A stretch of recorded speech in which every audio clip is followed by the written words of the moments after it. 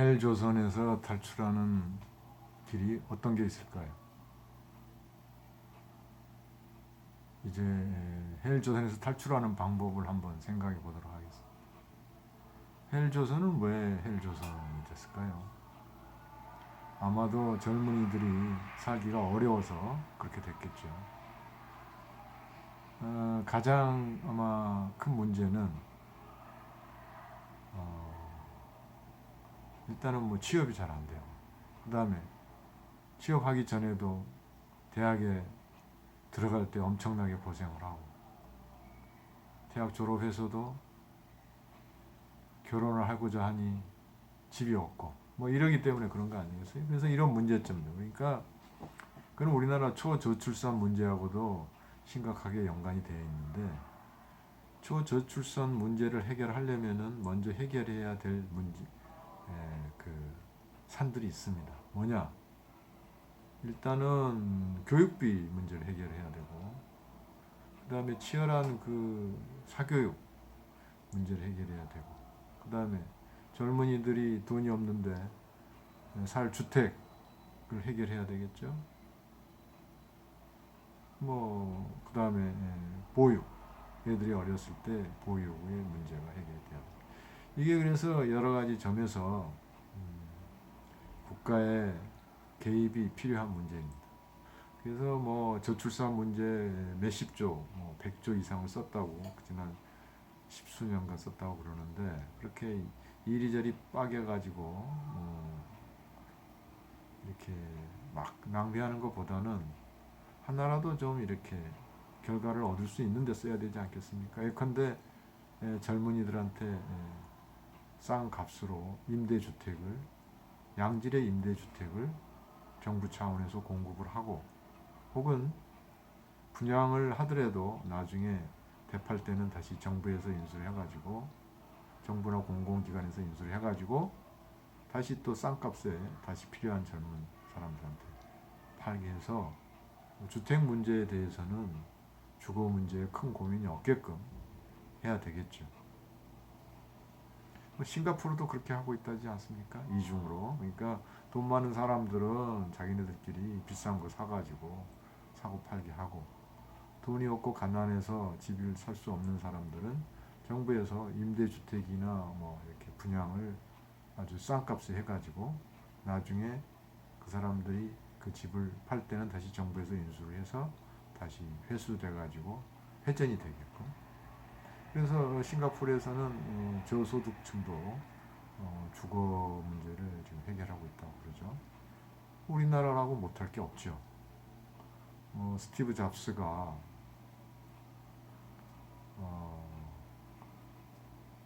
애플 그 스마트폰을 처음 만들 때 모든 걸 다 새로 만들지는 않았죠. 기존에 있던 거를 다 이렇게 끌어모아 가지고 조합을 해서 사람들이 안 될 거라고 생각했던 새로운 스마트폰을 만들었던 거죠. 우리도 하면 됩니다. 안 될 이유가 전혀 없죠. 이미 다른 나라에서 분야별로 해결이 된 문제, 예를 들자면은 주거 문제는 싱가포르, 교육 문제는 핀란드, 뭐 이런 식으로 우리가 해결을 해 나가면 됩니다. 그 다음에 젊은이들의 그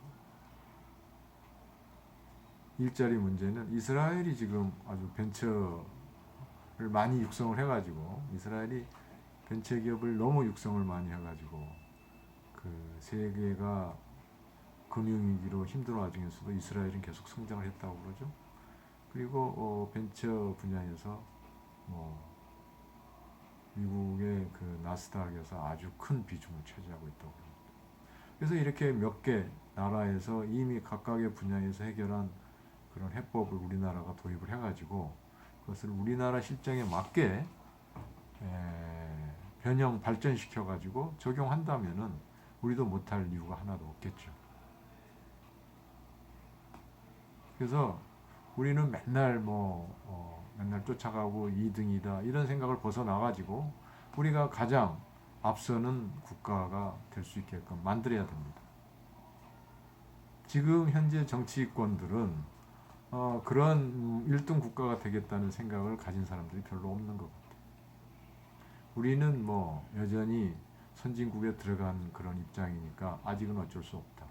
예컨대 환경 같은 거를 규제를 할 때도 선진국의 기준에 맞추지 않고 우리 기준에 우리는 좀 더 낮춰 맞춰가지고 우리는 아직 선진국이 아니니까 어쩔 수 없다. 뭐 이런 식으로.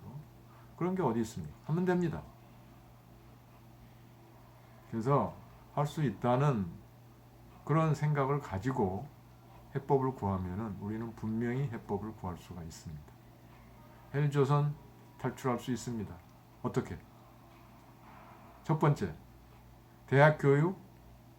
지금 핀란드, 서유럽, 뭐 독일, 프랑스, 그다음에 덴마크, 스웨덴, 대학 교육 다 무상입니다.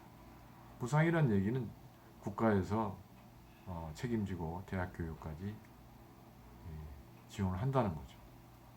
우리나라라고 그렇게 못할 이유가 없습니다.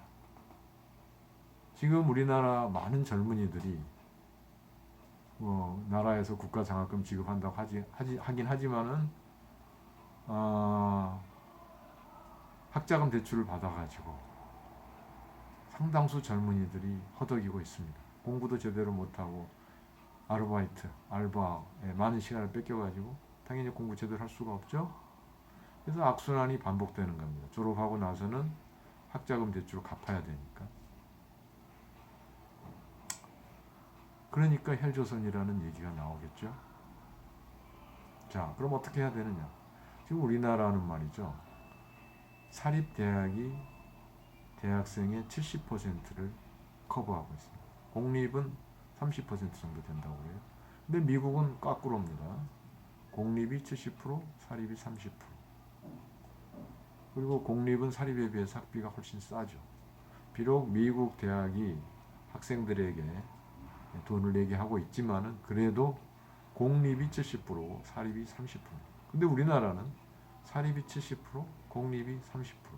그러니까 많은 다수의 학생들이 학비가 싼 공립에 가고 싶어도 30%밖에 수용을 못하니까 어쩔 수 없이 다 사립으로 가야 돼. 비싼 학비 내야 됩니다. 그러니까 이 얘기는 무슨 얘기냐면 아직까지도 우리나라는 나라에서 대학 교육에 대해서 책임을 지지 않겠다 하는 그런 생각이 밑에 깔려 있는 거죠. 뭐 중고등학교도 예전에는 마찬가지입니다. 다들 자기 돈 내고 중고등학교 다녔죠. 제가 중고등학교 다닐 때만 해도 다 자기 돈 내고 다니고 등록금, 월사금이라고 못 내면은 뭐 당연히 학교 못 다니죠. 그래서 고등학교도 못 다니는 친구들도 있고 뭐 중학교부터 못 다니는 친구들도 있고 그랬죠. 그러다가 그 진학률, 중고등학교 진학률이 70%, 80% 돼가지고 지금 어찌 됐습니까? 다음 의무교육, 이제 고등학교도 곧 조만간에 무상교육이 될 겁니다. 우리나라가 고등학교 무상교육은 거의 맨 꼴찌에 해당합니다. 대다수 나라들이 고등학교는 예전에 벌써 무상교육으로 들어갔습니다. 그럼에도 불구하고 우리나라 무상 고등학교 진학률은 세계 최고입니다. 제 1등입니다. 거의 뭐 99%가 중학교 졸업하고 고등학교 진학을 하죠.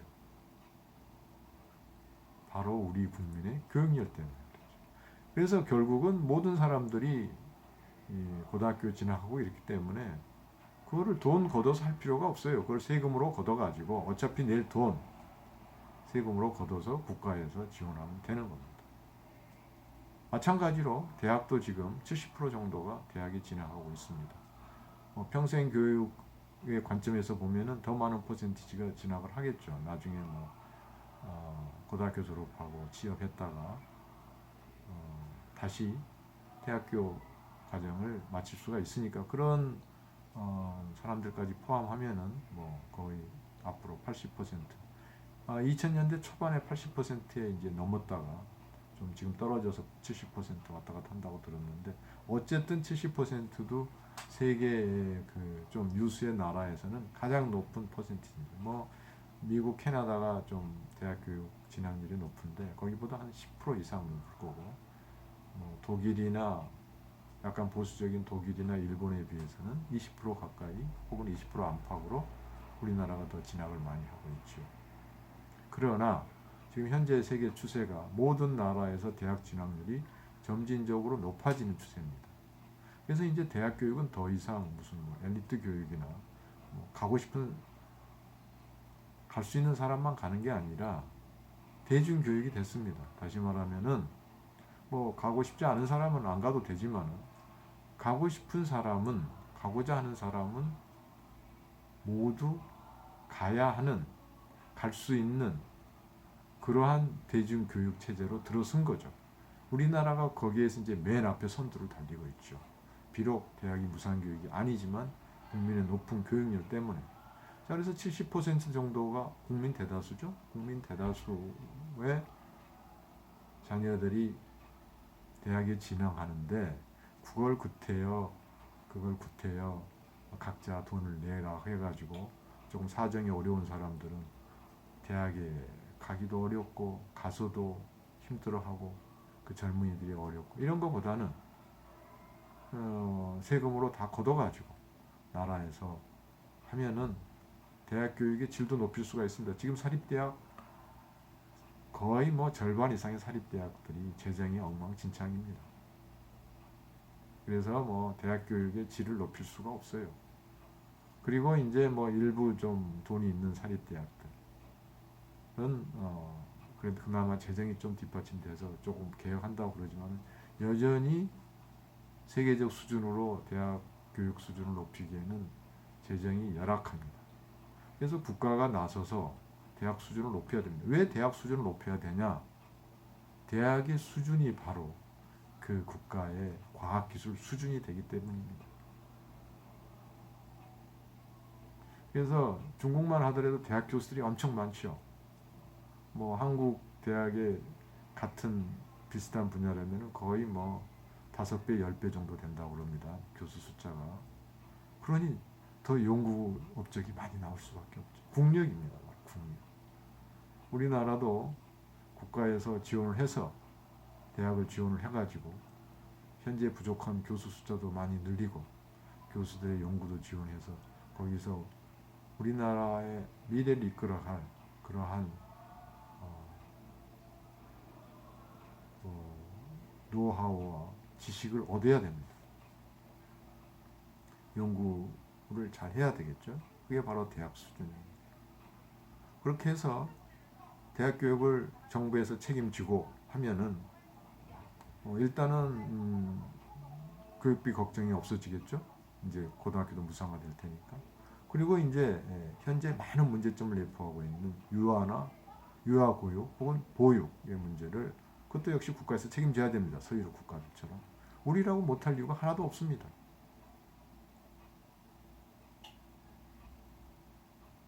그러니까 서로 이렇게 서로 도와가면서 하면 됩니다. 그래서 대학교육 무상화하고 보육을 국가에서 책임지고 그 다음에 가정 형편이 어려운 젊은 부부들에게는 국가가 그 보육 지원금을 지급을 해야 됩니다. 그러니까 뭐 그걸 어렵다 낫다를 떠나서 일률적으로 보육에 대한 비용을 어느 정도 지급을 할 필요가 있습니다. 프랑스에서는 이미 그렇게 해서 저출산 문제를 해결했다고 그러죠. 그래서 우리나라가 헬조선을 벗어나는 길, 일단 아이들 보육은 국가에서 책임진다. 둘째, 주거 문제도 국가에서 책임을 진다. 임대주택을 하든 싸게 분양을 하고 나중에 그걸 다시 국가에서 인수해서 다른 사람한테 회전을 시키는 방법이죠. 그럼 세 번째, 교육의 문제에서 대학 교육에 무상화하고 국가에서 대학 교육의 질을 책임지고 높인다. 이렇게 해서 우리 국가의 경쟁력도 높일 수 있는 겁니다. 지금 현재 일본의 그 무역 규제에 의해 가지고 우리나라가 소재나 부품 분야에서 많이 뒤떨어진다고 그러죠. 그러한 그 연구 능력은 그 연구소를 전문화해 가지고 거기서 각각 연구하게 할 수도 있지만은 대학에서 그에 필요한 인재들 길러내야 됩니다. 그래서 대학도 경쟁력을 갖게 만들고 우리나라 과학, 연구, 개발 분야도 경쟁력을 갖게 만들어야 되는 겁니다. 즉 보육에 국가가 책임지고 보육하는 그런 지원 체제, 어린 애들 보육에 있어서 그래서 젊은 부모들이 안심하고 얘들을 양육할 수 있게 만들어야 되고, 둘째는 대학을 국가에서 책임지고 대학 교육을 책임지는 겁니다. 대학교까지 북구나 소유럽처럼 그렇게 해서 대학 교육을 받고 싶은 사람들은 경제 사정에 무관하게 대학 교육을 받을 수 있게끔 만들어서 우리나라 인재를 양성해야 됩니다. 우리나라 인구 5천만입니다. 중국 인구 15억입니다. 공식적으로는 13억 몇천이라고 해요. 30대 1입니다. 30대 1. 그러니까 우리나라는 모든 국민들을 다 인재화 시켜야지 중국하고 경쟁해서 살아남을 수가 있습니다. 입당100이 돼야 됩니다. 마치 예전에 몽골이 그 적은 인구로도 일당 100에 몽골 기병을 육성해가지고 세계를 제패하지 않았습니까? 지금은 무력으로 제패할 시기가 아닙니다. 그럼 어떻게 해야 되느냐? 우리 국민들을 잘 교육시켜가지고 일당 100의 인재를 만들어야 되는 거예요. 마치 예전에 몽골 기병들처럼 일당 100의 인재들을 만들어야 돼요. 그게 가능할까? 가능합니다. 핀란드가 바로 그런 식으로 국민 개개인 한 명 한 명을 다 재능을 키워서 교육을 시킵니다. 우리도 그렇게 교육시켜야 됩니다. 한국 사람들 뛰어난 재능을 갖고 있죠? 보세요. BTS, 한류. 다 이게 제가 볼 때는 하나의 그 징조라고 봅니다. 우리나라가. 지금 삼성전자 1위 하고 있죠? 이미 일본 이겼습니다. 전자산업 분야에서. 조선도 다 일본 따라잡고 이미 우리나라가 앞서가고 있습니다. 다른 분야도 항공 분야도 빠르게 지금 그거를 쫓아가고 있고 곧 아마 우리도 어느 정도 수준에 올라설 겁니다. 근데 지금 현재의 문제점은 그런 과학기술 분야에 오거나이즈된 조직화하고 체계적으로 조직화된 정부의 정책이 없습니다. 다시 말하면 비전이 없어요. 비전을 제시해야 됩니다. 정치가. 그런데 현재 정치권은 비전을 제시하는 사람 하나도 없고 그저 맨날 옛날 20, 30년 전 흘러간 레퍼토리 민주화 요것만 외치고 있습니다. 민주화 우리나라 다 민주화 됐습니다. 대통령도 탄핵시켜가지고 바꾸는 나라입니다. 그런 나라 세상에 별로 없습니다. 미국 트럼프가 그렇게 엉망진창으로 해도 탄핵 못 시키고 있죠? 우리나라 대단한 나라입니다. 세계가 부러워합니다. 계속 민주만 가지고 민주는 이제 기본적으로 우리가 민주나 민주주의는 기본적으로 우리가 갖춰야 될 그거는 뭐 기본 바탕입니다. 그게 추구해야 될 목표가 아니라 그건 이미 우리가 항상 유지해야 될 기본 바탕. 우리가 지금 추구해야 될 건 우리나라를 어떻게 더 발전시킬 것인가. 잘못하면 중국이나 일본과의 경쟁에 져가지고 우리나라가 아무것도 못할 수가 있어요. 만약에 우리나라 경쟁력이 없어져가지고 삼성전자나 현대자동차나 포항제철이나 이런 게 경쟁력을 잃고 기업들이 만약에 비실비실해진다. 우리나라 큰일 납니다. 지금은 잘 살고 있죠? 대량 실업 사태가 일어나면 어떻게 할 겁니까? 그래서 우리나라는 그런 큰 기업들뿐만 아니라 조그만 젊은 사람들의 벤처를 육성을 해야 됩니다. 이스라엘처럼. 그래서 이 쌍두마처럼 나가야 됩니다. 기존의 큰 제조업 기업들하고 새로운 벤처 기업들을 강하게 이스라엘처럼 육성을 해야 됩니다. 체계적으로 국가에서 육성하는데 그러려면은 국가의 지원이 필요합니다. 무슨 지원이 필요하냐? 벤처하는 사람들 뒷받침 해줘야죠. 그 체제를 만들어야 됩니다. 이스라엘처럼. 이스라엘이 아주 잘하고 있어요. 우리 그거 본따서 우리에 맞게 만들면 됩니다. 그래서 보육 국가가 책임지고 교육도 국가가 책임지고 주거의 문제도 국가가 책임지고 이렇게 하면은 왜 결혼을 안 하겠습니까? 결혼합니다. 결혼하고 나서 애 낳아서도 키우는 걱정이 없게끔 보육이나 교육의 문제를 해결하면은 저출산 문제 프랑스처럼 해결이 될 겁니다. 그래서 이제는 비전을 가진 정치가 필요합니다. 그래서 보육 국가가 책임지고 교육도 국가가 책임지고 젊은이들의 주거 또 힘없는 노인들의 주거도 국가가 책임져야 됩니다. 우리가 힘을 모아서 서로 십시일반으로 이렇게 하면 가능합니다. 왜 안 되겠습니까? 가능하죠. 다만 그거를 리드할 비전 있는 정치가가 없기 때문에 그런 일이 안 되고 있는 겁니다.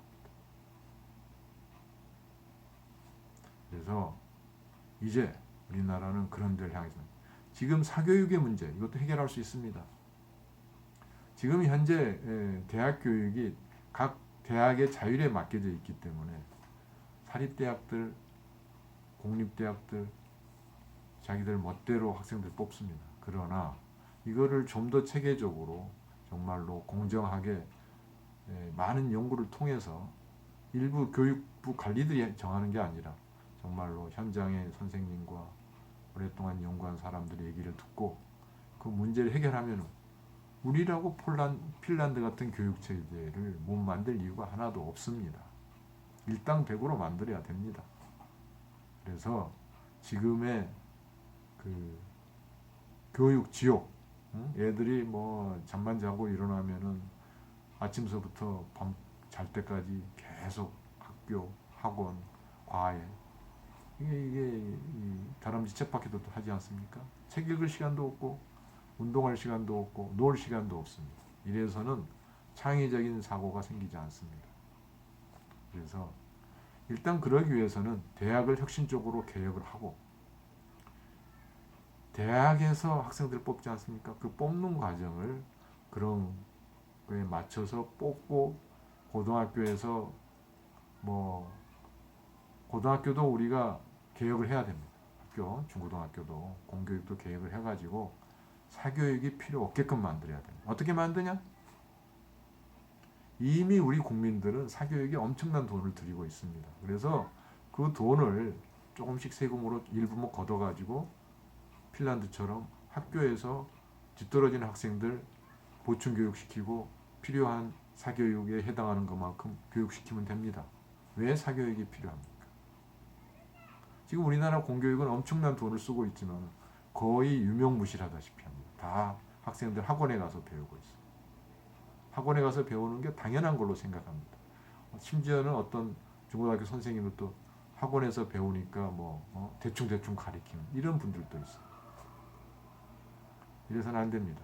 학교가 제 역할을 하도록 하고 학생들이 학교에서 모든 배우고 싶은 모든 것을 얻을 수 있게끔 만들어야 됩니다. 그렇게 하고 입시 제도를 지금의 그런 제도에서 탈피시켜 가지고 그거는 뭐 프랑스는 그다음에 스웨덴이나 핀란드, 독일의 예를 참조해 가지고 개혁하면 얼마든지 지금의 입시 지옥을 우리가 없앨 수가 있을 겁니다. 그래 가지고 보육, 교육, 주거의 문제를 해결하고 벤처를 육성해 가지고 젊은이들의 일자리를 많이 만들면 지금 젊은이들이 전부 다 공무원 되기를 원하고 있어요. 공무원, 대기업 직원, 다 그냥 어떤 조직에 들어가서 거기에 얽매인 몸이 되는 거죠. 그러나 이스라엘이나 중국 젊은이들은 창업을 하려고 합니다. 왜?